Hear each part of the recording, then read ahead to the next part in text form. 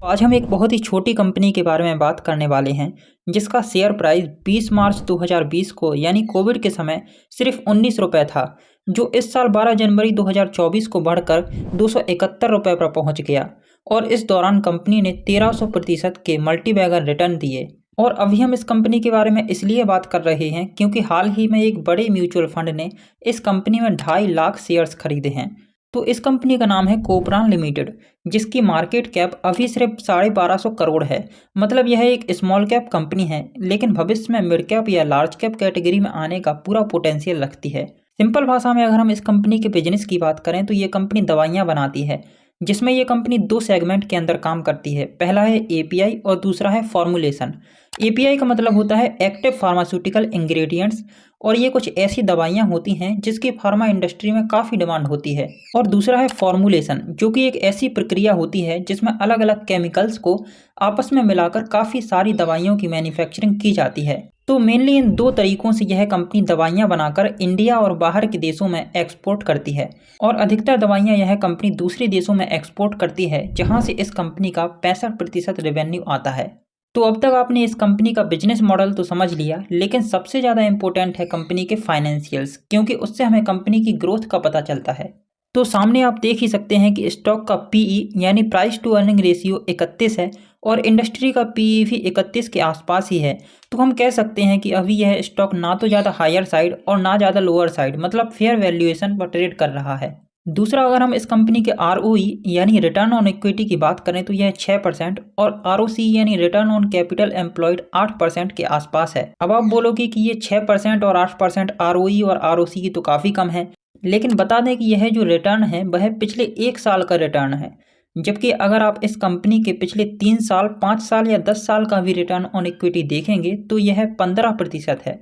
और 15% return on equity इतनी छोटी कंपनी में मिलना, और वो भी पिछले 10 सालों से लगातार, मतलब यह साफ साफ कंपनी की ग्रोथ को दर्शाता है। और यहाँ पर आप इस कंपनी की सेल्स और प्रॉफिट ग्रोथ भी देख सकते हैं, जो कि एक स्मॉल कैप कंपनी के हिसाब से काफ़ी अच्छी है। प्रमोटर्स होल्डिंग 45% के आसपास है, जो कि 2021 से अगर आप देखेंगे तो प्रमोटर्स ने कुछ ना कुछ माल खरीदा ही है, और यह मैनेजमेंट का अपनी कंपनी पर भरोसे को दर्शाता है। और यहाँ पर आप जो डीआईआई यानी डोमेस्टिक इंस्टीट्यूशंस की होल्डिंग देख रहे हैं, जो कि 0.14% है, यह दिसंबर 2023 का डेटा है। आपको याद होगा वीडियो के स्टार्टिंग में मैंने बोला था कि अभी हाल ही में म्यूचुअल फंड ने इस कंपनी में 2.5 लाख शेयर्स खरीदे हैं, जो कि इस कंपनी के टोटल शेयर्स का 0.5% है। तो यह जो नंबर है वो आने वाले क्वार्टरली रिजल्ट अनाउंस होने के बाद आपको यहाँ पर अपडेट होकर दिखने लगेगा। मतलब अभी यहाँ पर डीआईआई के होल्डिंग में जो 0.14% लिखा दिख रहा है, वह इस मार्च के तिमाही रिजल्ट आने के बाद इसमें 0.5% ऐड हो जाएगा, और यह होल्डिंग अपडेट होकर 0.64% हो जाएगी। और तब हो सकता है कि इस शेयर में एक और बड़ी उछाल देखी जाए।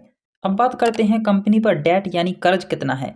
तो शॉर्ट टर्म बोरोइंग्स 32 करोड़ और लॉन्ग टर्म बोरोइंग्स 65 करोड़ हैं, जो कि 1250 करोड़ की मार्केट कैप वाली कंपनी के लिए कोई बहुत ज़्यादा नहीं है।